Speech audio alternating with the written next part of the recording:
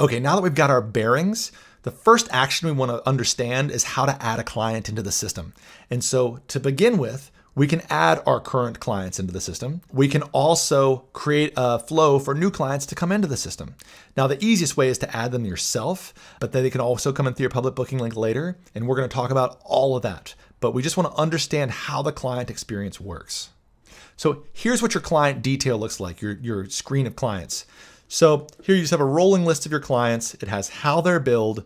You can filter however you want if you need to search for them, and their, what appointment they're taking if they are taking one right now. Adding your client into the system is as simple as adding a name, an email, a phone number, and make sure that time zone's correct, because we want to make sure our calendars sync up and our scheduling syncs up. And we're in a global universe right now, so you're probably teaching people in different time zones. So if you're adding a client into the system, which you should, add a client in, make sure the time zone's correct, and just get them going like that.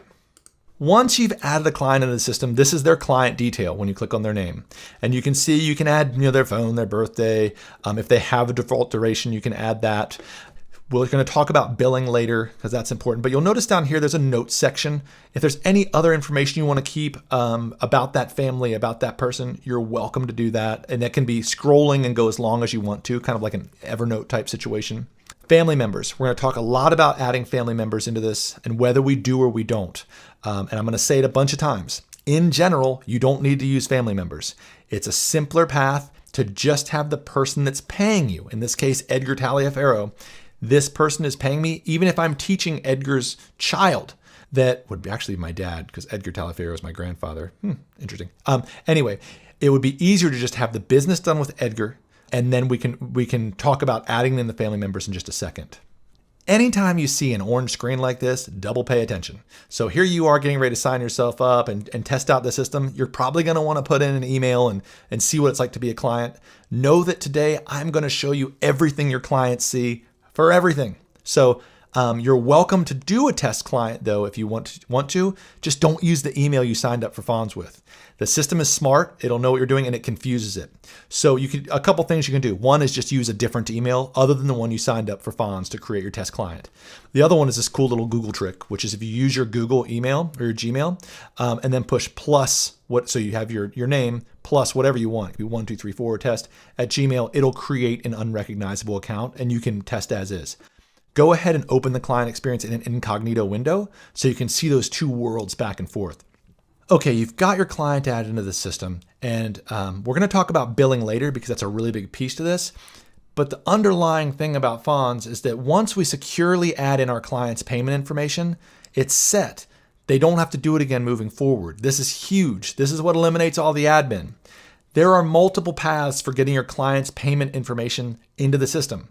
One of them is you enter it yourself. You just go into their client detail, you click add credit card, and you add their credit card information. You can do this when you're in a meeting with them or on the phone. Some people love to do that. I do it all the time. But then once they're in, they're good to go moving forward. The other one is we can request payment information that we'll talk about in just a second. You're just getting started. You want to just send them a note that you're going to be using Fons to do all your billing and scheduling. It'll ask them to enter their payment information. The third, and this is the most prevalent actually, is whenever you send your client something that involves money, like for instance, saying you're doing a one-time payment request or asking them to sign up for a package of appointments or to pay for a paid appointment. If they don't have a payment method on file, it will ask them to enter their credit card. It will store it securely, and it's great. And then they don't have to do it again. This is kind of a real critical piece to this. And I'll just quickly run through what a client invitation looks like. As you're walking through this, you click request payment information. It's just going to send your client an email with whatever you've set up as far as billing, if you have. I just kind of threw this out there with what your cancellation policy is for your organization, how Fons is going to work. It'll have your logo up top, and just give them a quick link to enter payment information. This is great for if you're moving your business over to Fons. You've already told your clients that you're making this change and you just want to get them all set up and good to go. You can send this out to get them in the system to give them an understanding for how it works. Okay, this is what your client sees. This is a recurring theme. You're going to see it again and again. They have a very simple, very easy way to get into the system. They'll click on that button from the last notification. It'll ask them the first time to just set their password. right? If you're asking them to pay you, it will ask them to enter their credit card, right? As soon as they do and they're all set up, you're like, oh, Bill Dance is all set up. You get that notification. You know they're good to go. Look for these recurring themes. We've structured this way for the system to make sense and for there to be a lot of similarities, for it to be simple for you and your customers.